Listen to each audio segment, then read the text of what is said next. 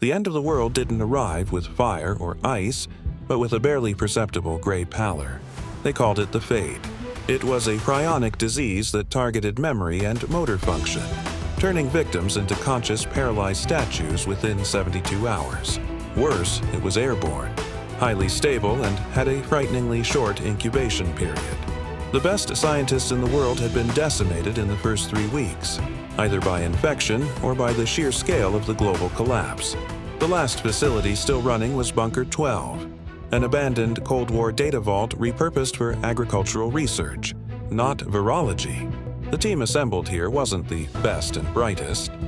It was the whoever answered the phone and wasn't currently fading. They were the rejects. Leading the charge, mostly because he was the only one who didn't panic when the power flickered, was Dr. Eris Thorne. Thorne was a brilliant rogue virologist, famous for getting fired from every major institution for ignoring every safety protocol ever written. He saw rules as suggestions and containment suits as minor annoyances. He was currently chewing on a pencil while staring at a petri dish containing the most virulent sample of the Fade, wearing only standard issue scrubs. Cowering in a corner, surrounded by 6 monitors displaying complex genomic models, was Dr. Lena Petrova. Lena was a geneticist of legendary skill, capable of mapping and modifying complex genomes in hours. But Lena suffered from crippling social anxiety. She communicated almost exclusively through cryptic notes and only worked in the darkest, quietest corners, earning her the nickname the Ghost. Any direct eye contact could send her into a spiral. And finally, there was Benny the Bear Martinez. Benny was officially the supply chain manager. Unofficially, he had a forgotten PhD in organic chemistry, which he used primarily to vet industrial cleaning products and optimize the snack machine's contents. He was built like a truck, perpetually stressed and utterly out of his depth. "Okay, people, tell me what you need," Benny yelled, slamming a clipboard on a stainless steel table. Eris didn't look up. "I need 50 milliliters of compound Zeta 3, and maybe a cup of coffee that hasn't been sitting since the last lockdown." Lena typed furiously, and a single sheet of paper ejected from a nearby printer.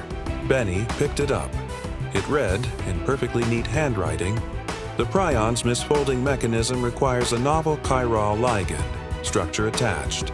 Synthesis is impossible in this facility. Need a shortcut." Benny rubbed his temples. "A shortcut for impossible synthesis. Great. Eris, your Zeta 3 is out. We have Alpha 11, Delta 5, and a bottle of industrial-grade paint stripper." Eris finally looked up, his eyes bright with reckless curiosity. "Paint stripper? What kind of paint stripper?" "The corrosive, do-not-ingest kind. Made in Aero 8. It has methyl acetate and trace amounts of something called trinitroheptamer, which I only know because I had to check the MSDS when a janitor spilled it on the floor 3 years ago." Lena's corner went silent. A new note popped out of the printer. "The heptamer. Low probability, but structure is similar to the ligand. Extreme toxicity risk. Test phase 1 on cultures now." This was their breakthrough. Not an elegant, well-funded solution, but a Hail Mary combination of a toxic household chemical and a genius's whispered hunch. The next 48 hours dissolved into a blur of raw adrenaline and mounting panic. The faint static on the emergency radio was the only sign that any outside world existed, and the messages were getting fewer and fainter.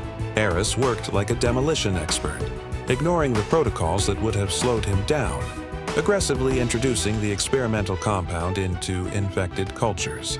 Lena, never speaking, would instantly process the reaction data, her fingers flying across the keyboards, correcting the heptamer's molecular structure with subtle, stabilizing organic add-ons. Benny became the unlikely bridge. He translated Lena's terrifyingly precise data into material reality, frantically searching the dusty supply closets and forgotten stockrooms for the rare stabilizers Lena requested, a specific polymer used to coat fertilizer pellets, a specialized mineral used for pH buffering and hydroponics. He didn't just find the materials. He found the right batch, the ones manufactured with the precise, trace impurities Lena's models demanded. At the 71-hour mark, Eris slammed a vial onto the table. It worked. He breathed, exhaustion slumping his frame. the stabilized trinitroheptamer compound. It doesn't kill the prion, but it instantly and permanently reverses the misfolding. It's a miracle.